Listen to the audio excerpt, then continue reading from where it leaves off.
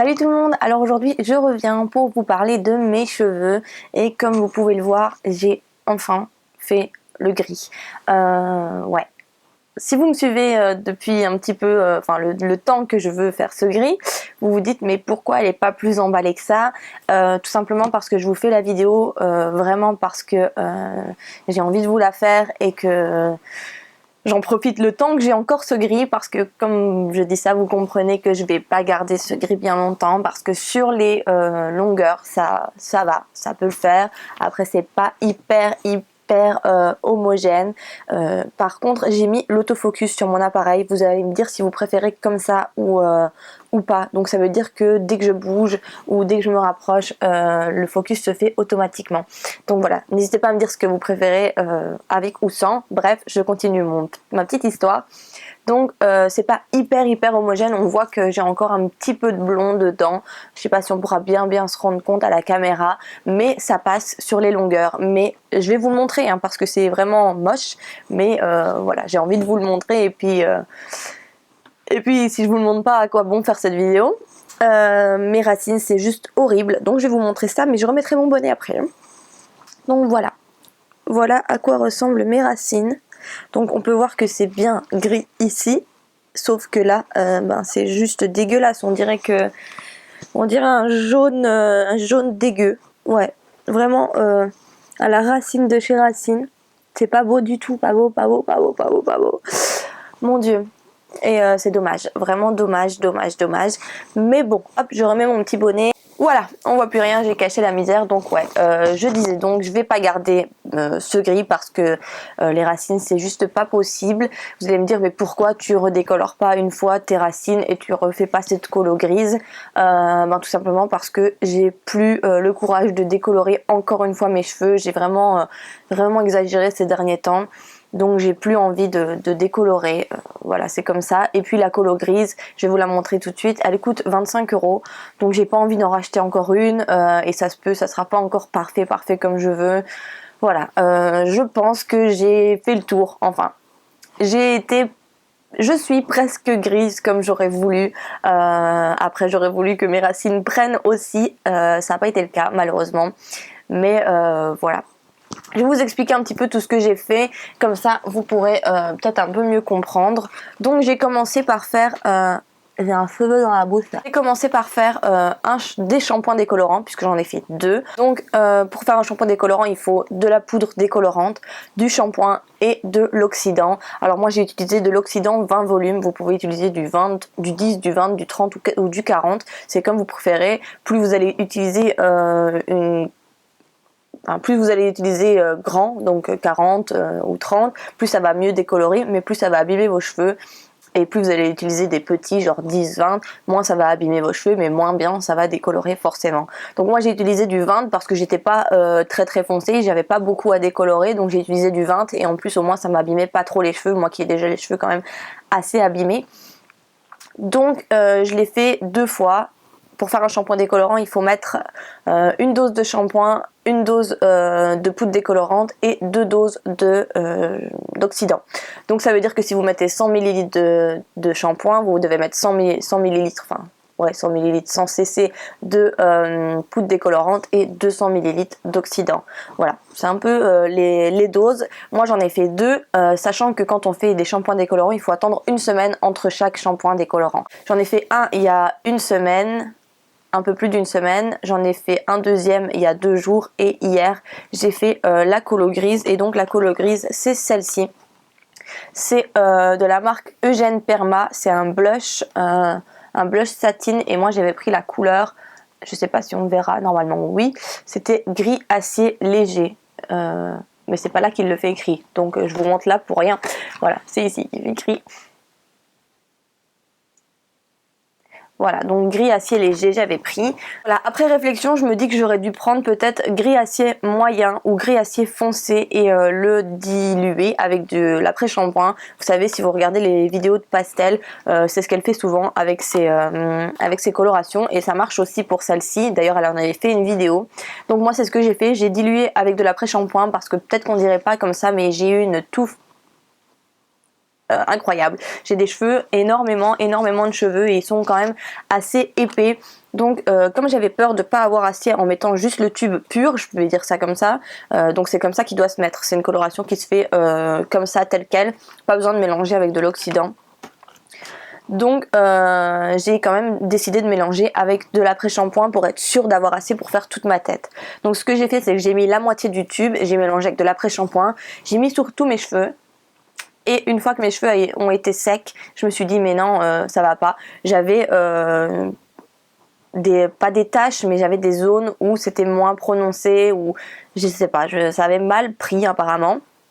Donc ce que j'ai fait, c'est que j'ai terminé le tube, je l'ai réouvert, je l'ai vidé, donc j'ai mis l'autre moitié, j'ai encore mélangé avec de l'après-shampoing, mais cette fois-ci un peu moins. Pourtant la première fois j'avais pas mis beaucoup d'après-shampoing parce que j'avais peur de trop la diluer et que du coup ça prenne moins bien vu que c'est déjà un gris assez léger.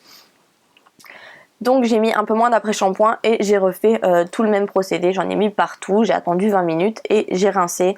C'est une coloration qui se fait sur cheveux mouillés et qui ne se lave pas après, donc ça veut dire que vous rincez vos cheveux mais vous ne les lavez pas.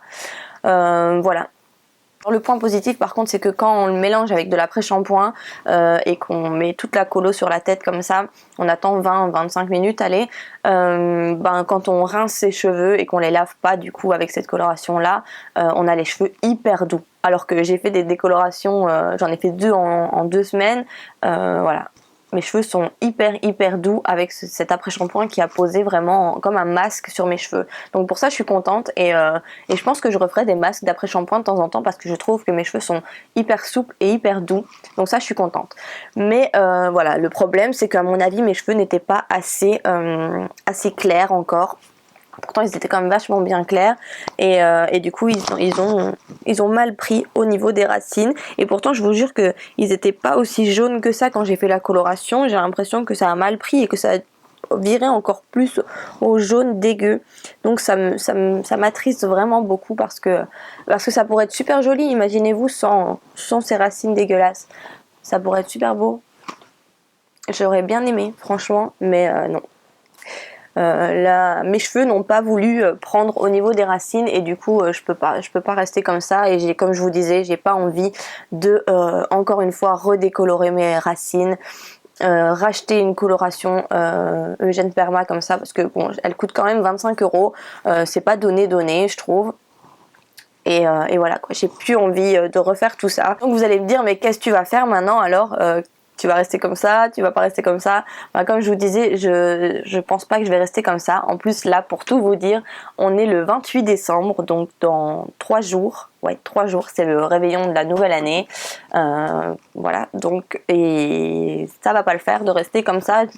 Ou alors à moins que je trouve un bonnet de Noël à mettre sur ma tête toute la soirée quoi. Mais sinon je peux pas rester comme ça. Donc je pense très fortement qu'avant les fêtes de fin d'année, je vais aller me racheter une coloration brune. Alors ça me fait bizarre de dire ça parce que j'ai pas souvent été brune dans ma vie. Enfin j'ai été brune une fois, il y a 2 ans, j'avais fait une coloration brune que j'avais vraiment beaucoup aimé. J'avais pris châtain acajou doré. Et c'était super beau, j'aimais vraiment beaucoup cette coloration. Franchement j'ai beaucoup aimé.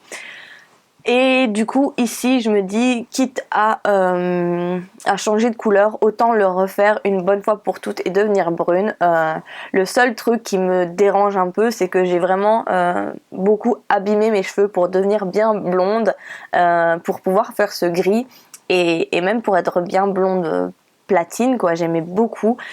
Et du coup si je refonce mes cheveux, je regarde là parce qu'en fait j'ai mon miroir et en même temps je regarde mes cheveux, je suis pas encore totalement habituée à cette couleur quoi. Ouais, je disais en même temps, si je refonce mes cheveux et que dans 6 mois, je sais pas, j'ai envie de redevenir bien blonde, ça va pas être possible quoi. Je pourrais pas redécolorer encore et encore pour avoir un beau blond alors que j'ai foncé. Donc je sais que si je pars sur un brun, sur un marron maintenant, je vais le garder pendant un certain temps à mon avis parce que il va falloir que mes cheveux se remettent un petit peu tout doucement de leurs émotions. Donc voilà tout ce que j'avais à dire. Je sais pas ce que vous en pensez vous de cette couleur, au moins au niveau des longueurs, parce qu'au niveau des racines, j'avoue, c'est pas super beau, c'est même très très moche. Mais voilà, j'avais envie vraiment de tester, ça faisait longtemps que c'était dans mon esprit, il fallait que je le fasse, il fallait que au moins j'essaye. J'ai essayé, malheureusement pour moi ça n'a pas super fonctionné. Si ça avait bien pris comme ça sur toute ma tête, j'aurais été super contente parce que c'est pas un gris non plus trop foncé. Vous voyez ici c'est beaucoup plus foncé et j'aime moins ce gris là que ce gris là. Je préfère 20 000 fois le gris que j'ai mis sur mes longueurs qui est beaucoup plus clair que sur celui que ici. Donc voilà. Si ça avait bien pris comme ça partout sur toute ma tête, je pense que je l'aurais gardé un petit peu et que j'aurais tout fait pour bien l'entretenir, mais ça n'a pas fonctionné. Comme je vous dis, j'ai plus le courage de m'y remettre, de racheter les produits, de redécolorer ça. C'est trop de travail pour un résultat qui n'est pas beau sur moi. C'est pas beau sur moi, ça a mal pris. Je pense que j'étais pas encore assez claire. Donc si jamais ça vous tente de faire ce genre de coloration là, franchement je pense qu'il faut vraiment être très clair en dessous, limite blanche pour que ça prenne bien uniformément partout.